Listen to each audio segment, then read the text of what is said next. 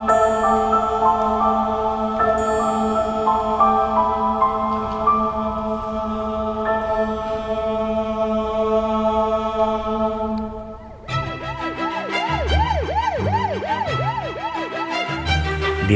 ekvalisointia ja kompressointia.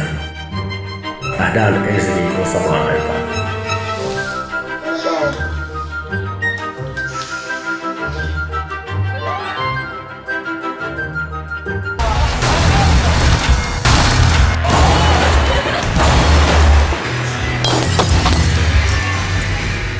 Aamulla kun herättiin, niin silleen oli sen fiilis takarajassa, että nyt ei kaikki ole niin kuin pitää.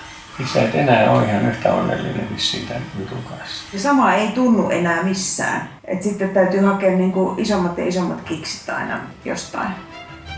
Pitäis varmaan puhua yhdestä jutusta. Olavi tarjosi meille aika erikoista keikkareissua. Oh joo. Vähän pitempi, 3 viikon reissu. Mihin? Kiinaan. Kiinaan?